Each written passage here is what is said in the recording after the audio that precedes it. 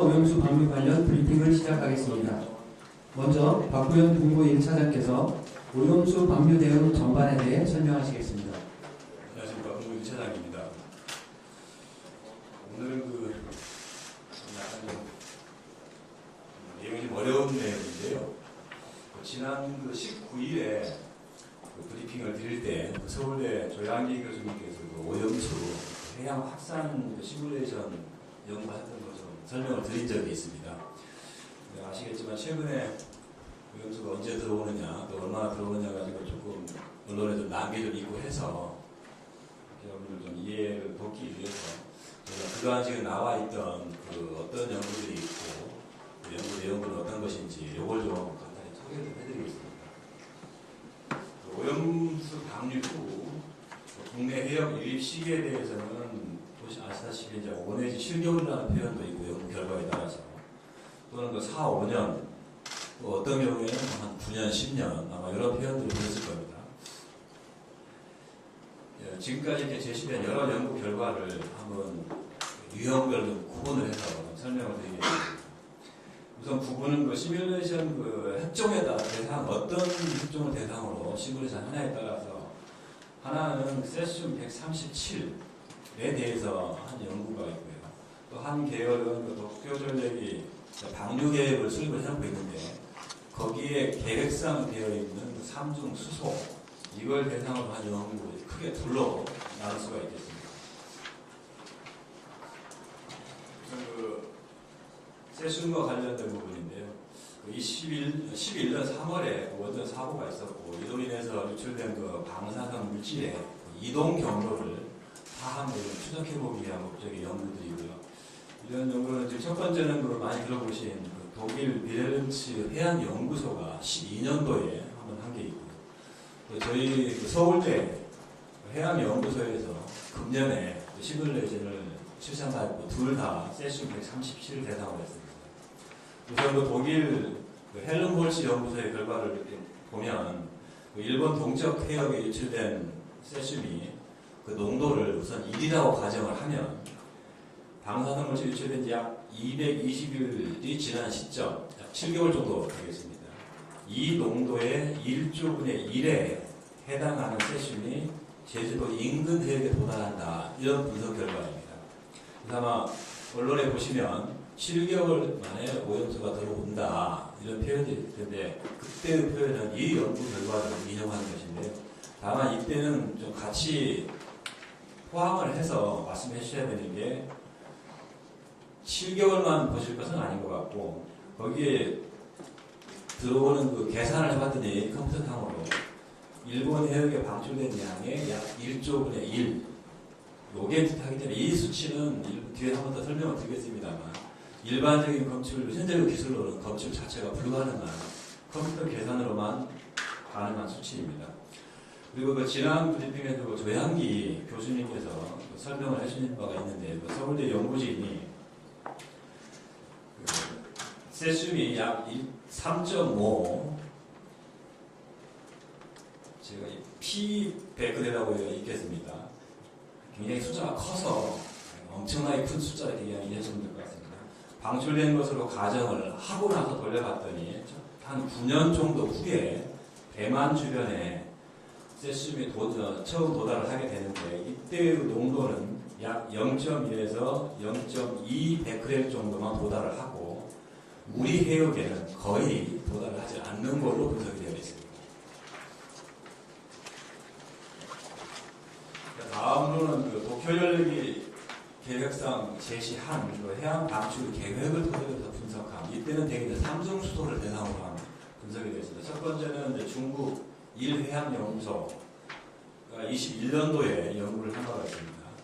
이때의 과정은 일본 측이 10년간 삼중수소 900조 베크렐을 방출한다고 가정을 했을 때 연구를 수행을 해보면 21년 4월 기준 도쿄전력이 발표한 계획에 보면 삼중수소 총량은 현재 한 780조 베크렐입니다. 따라서 일본 계획하고 가장 근사치를 사용한 연구 케이스라고 보시면 되겠습니다. 이 연구에 따르면 오염수에 포함된 삼중수소는 방류 후 5년 후에 세제곱미터당 약 0.001 베크렐 농도로 우리 해역에 도달하는 걸로 이렇게 분석을 하고 있습니다. 다음으로 중국 칭화대는 오염수 22년도 현도입니다. 오염수 방류 후 일본 동쪽 해역의 삼중수소 농도를 이때는 1이라고 가정을 했습니다. 10년 후에 그것의 약 100분의 1인 0.01에 해당하는 삼중수소가 우리 해역에 도달할 것이다 이렇게 분석을 하고 있습니다. 또 마지막으로 올해 초 2월 달에 정부에서 두 연구기관이 교차 연구를 한 게 있는데요. 해양과학기술원하고 원자력연구원이 공동연구원을 수행한 제가 지난번 2월 달에 대회에 발표를 한 적이 있습니다. 이 연구는 기본적으로 일본 측이 그 계획상 향후 10년간에 매년 22조 베크렐씩 가정을 할 경우, 방류를 할 경우 그걸 가정을 하고 있고요. 연구 결과는 한 4, 5년 후에 제주도 인근 해역에 유입이 시작되는 걸로 이렇게 분석이 됐고, 이때 유입이 들어와서 10년쯤 되었을 때 그리고 농도를 분석을 해보면 약 0.001 베크렐 내외에 이를 것으로 이렇게 예측을 했습니다. 이 수치는 통상적으로 저희 그 해역에 통상적인 아무 때나 가서 무작위로 무시로 채취를 해서 측정을 했을 때 약 172 베크렐이 나옵니다. 평균적으로. 이 수치하고 0.001 베크렐을 비교를 해보시면 대충 어떤 차이인지 이해가 가실 겁니다. 지금까지 설명드린 그 모델들을 들어보시면 굉장히 개별적으로 수치가 어렵고, 그렇기 때문에 이걸 좀 정리해서 좀 말씀을 드리자면, 기본적으로 그 방사능 물질의 유입 시기와 그 영향, 두 가지로 부분해서 내용을 볼 수 있는데, 대개 보면 그 유출 또는 방출하는 물질이 일본 도쿄 전력이 어떤 시나리오로 방출을 또 어떤 총량을 얼마나 기간에 걸쳐서 더 하나에 따라서 영향을 많이 받게 되고요. 두 번째로는 이제 방출을 또 어느 기간에 또 영향을 받게 됩니다. 이걸 종합해서 좀 압축을 해드리면, 우선 첫 번째, 방류되는 오염수의 대부분은 해류, 저희가 이제 박사분들께, 교수님들께 본 걸로는 한 80에서 한 90% 정도라고 표현을 하십니다. 그 정도는 해류를 통해서 움직인다. 이렇게 되는 것이고, 이 해류가 저희 후쿠시마 앞바다를 출발해서 저희 제주 인근 우리 해역까지 도달하는 데는 약 10년 내외가 걸립니다. 그러니까 그 80, 90% 부분은 그걸 따라서 움직이면서 오는 중간에 희석이 되는 것이고요.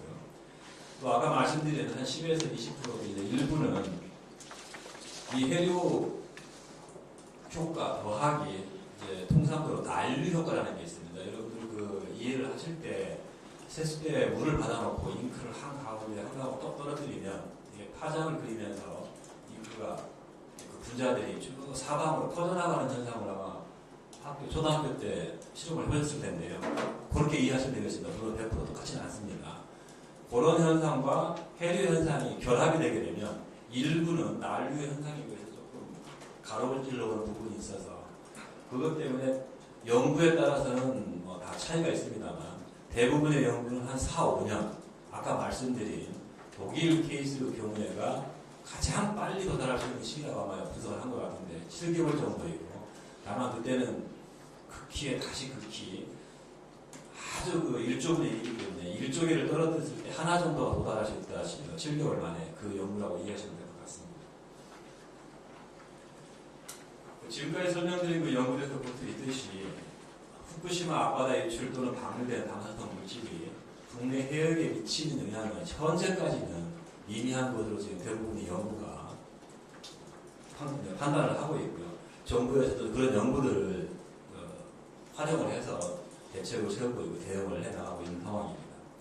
이와 관련해서 아마 좀 드실 수 있는 의문이, 우리나라가 일본 바로 옆에 있고 또 이처럼 별다른 영향을 받지 않는 것으로 분석이 되면 아마 그 일견 조금 의문이 드실 수 있어요. 왜 그런 거냐 하는 부분이 있고, 추가적인 설명이 필요한데 앞에 있는 기술적인 부분은 다 나왔습니다만 이걸 좀 일반적인 용어로 풀어서 설명을 드리면, 일전에 그 조양기 교수님도 우선 그 두 가지 포인트, 여기 저희가 지금 배포해야 될 자료에는 우선 그 해류의 움직임이 일본 동쪽의 그 후쿠시마 앞바다의 그 방류수가 뿌려지면 이게 소위 이제 많이 안 들어보셨겠습니다. 프로시오 해류라고 해서 이게 미국과 캐나다, 그 앞바다까지 쭉 직진을 하게 됩니다. 이게 다시 또 돌아서 적도부터 내려갔다가 다시 이제 서쪽으로 이제 저희 나라를 향해서 오는 이런 흐름을 타고 있기 때문에 굉장히 긴 여정이고 아까 말씀드린 그 기간이 약 10년이라고 말씀을 드렸습니다. 또 그 과정에서 그 옆에 있는 바닷물로 계속 희석이 되기 때문에 그런 의미에서 수치가 쭉 떨어진다 이런 부분이 하나 있고 또 아까 난류 현상에 의해서도 실제로 그 양이 적기는 하지만 사방으로 퍼진다고 했는데 여러분들 그 지도를 보시면 후쿠시마는 일본 본토를 기준으로 동쪽 약간 남쪽에 치우쳤습니다만 거기에 위치해서 따라서 난류 현상이 저희 한국 쪽에 직접 영향을 미칠 수가 없는 상황입니다. 돌아가야 됩니다. 밑으로. 그렇기 때문에 그런 그 지정학적인 요인도 있기 때문에 통상적으로 저희들이 정부 입장에서는 해류는 한 10년 정도 난류 영향까지 하면 유의미한 좀 관심을 가져야 되는 것은 한 4, 5년 정도. 그래서 지금까지 저희들이 설명드린 각종 자료를 보시면 그런 그 베이스를 따르고 있다 이해하시면 큰 오해는 없을 것 같습니다. 실제로 또 그 11년도에 오염수 방출이 있었습니다만 저희가 한 10년에 걸쳐가지고 계속 그 해역에 대해서 방사능 그 수치 변화를 해왔고 그 부분을 저희 해수부에서 여러 번 설명을 드리고 있습니다만 사실상 거의 농도 변화가 없다 이런 것이 실제 그 측정 과정에서 다 설명이 되고 있고 제가 홈페이지에 들어가시면 자료로 다 게시가 되어 있습니다.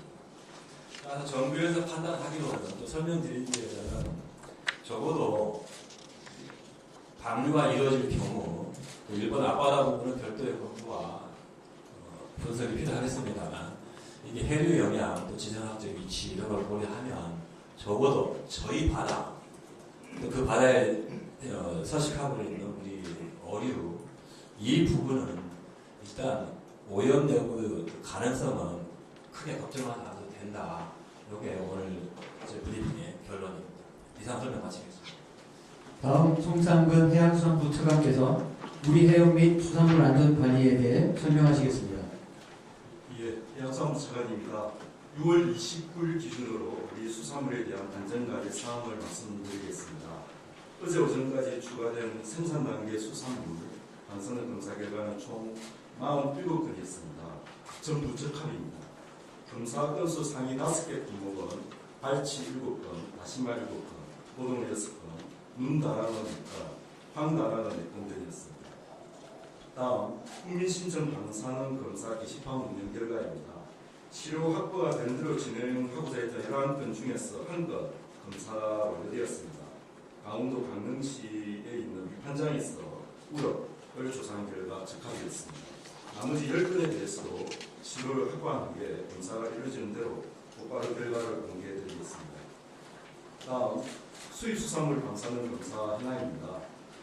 6월 27일 검사된 일본산 수입수산물 방사능 검사는 모두 23건이고 방사능이 검출된 수산물은 없습니다. 그리고 선박 배행수에 대한 안전관리 현황입니다. 후쿠시마를 포함한 인근 지역 6개에 대해서 주입된 선박 배행수에 대해서 항만에서 이동형 측정 장비로 방사능 오염 조사를 실시하고 있습니다.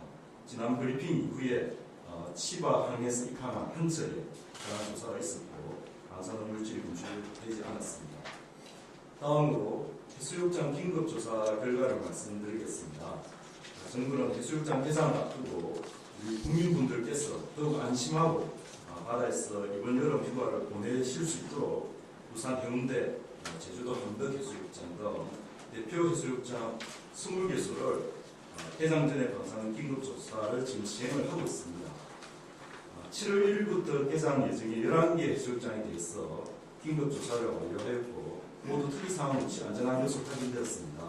11군데는 부산의 해운대와 광안리, 그리고 제주도의 함덕, 중문, 그리고 인천의 어랑리, 그리고 충남의 대청강 있고 경남의 합동몽돌, 그리고 강원도의 경포대 해수욕장, 그리고 울산의 일산 해수욕장과 진화 해수욕장이 되겠습니다.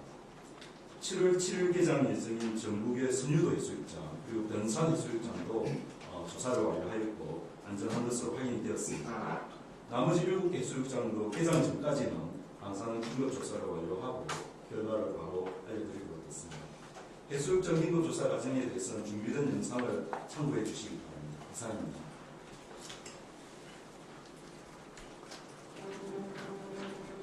해수욕장이 정식으로 개장하기 전 바다의 안전에 박차를 가는 이들이 있는데 바로 방사능 조사를 하는 해양 수산부 지자체 관계자입니다. 해수욕장 방사능 검사를 실시하는 이유는 언론들을 통해서 제기되는 혹시나 오염수와 관련한 그런 국민들의 막연한 불안감들을 해소시켜드리기 위해서 해수욕장 방사능 검사를 실시하고 그 결과를 신속히 공고하고 있습니다. 정부는 1994년부터 정기적으로 가까운 해안부터 300km 떨어진 먼 바다까지 방사능 조사를 해왔습니다. 서해와 남해, 그리고 동해는 물론 제주도까지 92개 지점에서 지속적으로 방사능 물질을 검사합니다. 정부는 바다의 안전을 좀 더 꼼꼼하게 감시하기 위해 검사 지점을 200개로 대폭 확대했습니다. 해수욕장 또한 개장 전에 긴급조사 돌입, 국민들이 안심할 수 있도록 대표 해수욕장 20곳을 조사합니다. 만약 오염수가 방류되더라도 매주 점검을 통해 안전성을 확인합니다. 물놀이 구역 외측 또는 물놀이 구역 내에서 적정하게 수심이 확보되는 지역에서 동일한 시간에 동일한 그 지점에서 채취를 하는 게 가장 좋습니다. 긴급 조사를 위해 서해안의 말리포 해수욕장부터 남동쪽에 위치한 거제도의 합동 몽돌 해수욕장, 그리고 제주도까지 나아가 해수를 조사했습니다.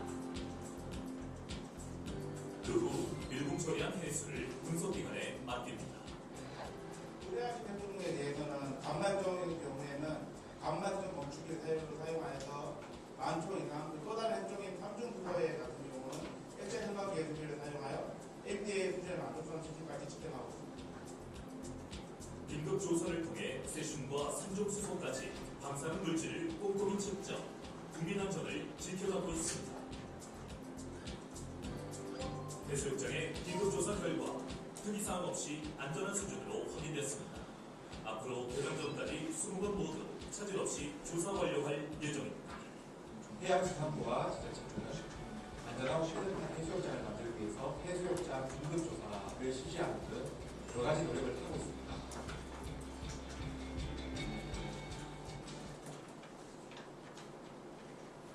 다음 허균영 기술검토위원장께서 과학적 기술적 궁금증에 대해 설명하시겠습니다. 안녕하십니까. 기술검토위원장입니다. 최근에 뉴스 통해서 국제원자력기구 IAEA에서 발행한 제너럴 세이프티 가이드라는 문서 시리즈가 있습니다.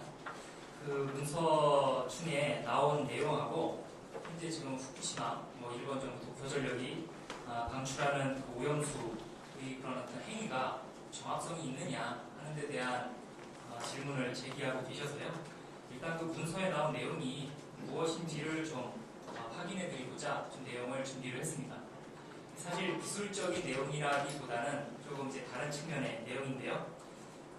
그럼에도 불구하고 좀 이렇게 기술 문서에 배경이 되는 그런 지시라 좀 복잡한 면이 있습니다.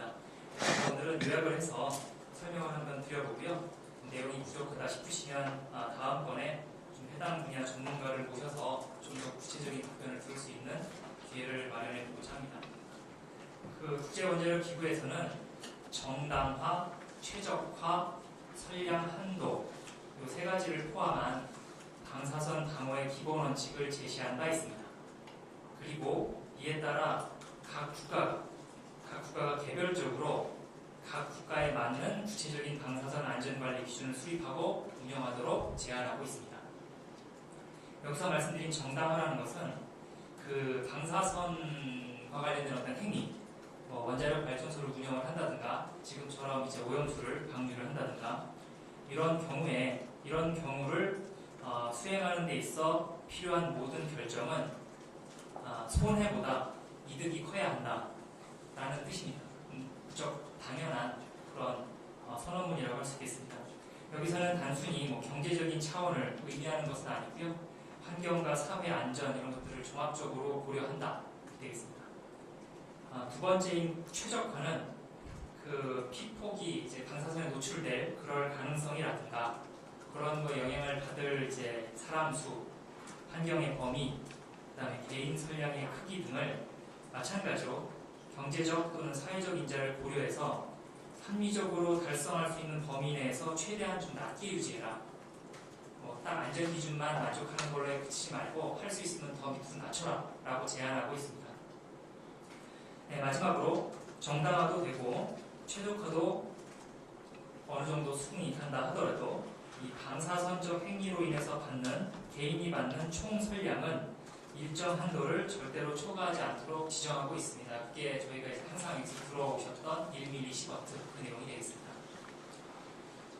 근데 그 일본 측이 해양 방류를 선택한 이유는 먼저 그것이 이 자신들의 방사선 활동에 대한 정당화일 거다라고 이렇게 추측이 됩니다.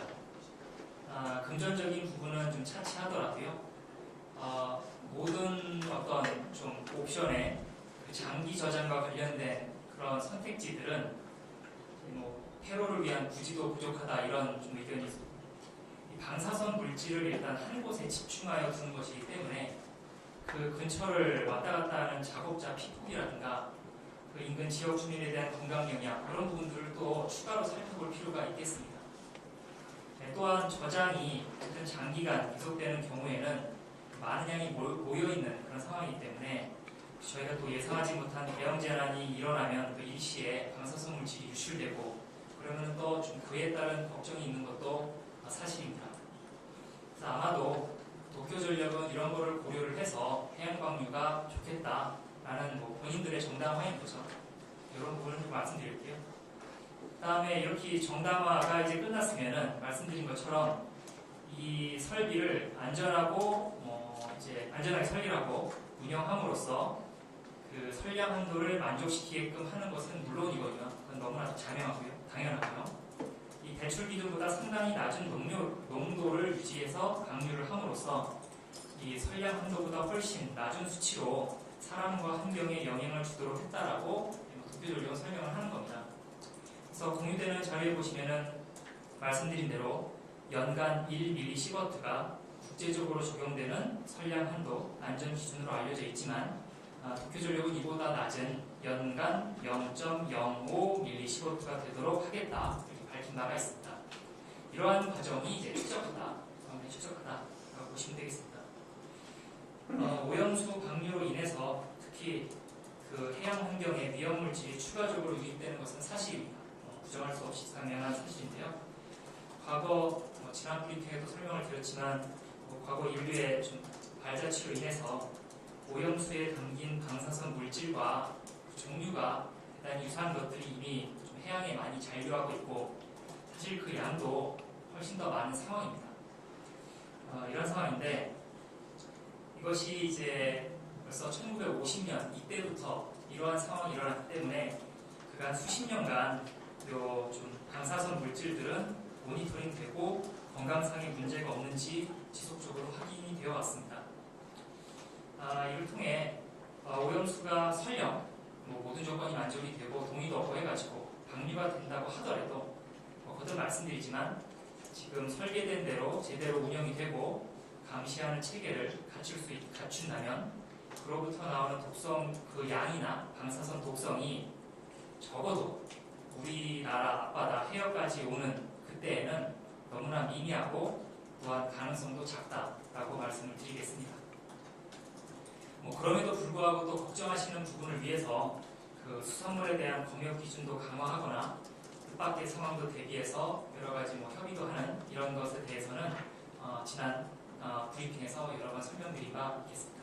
그래서 오늘 IAEA 문서에 대해서 좀 설명드렸고요. 말씀드린 대로 좀 추가적인 것이 있으시면 차게 좀 준비해 보도록 하겠습니다. 감사합니다.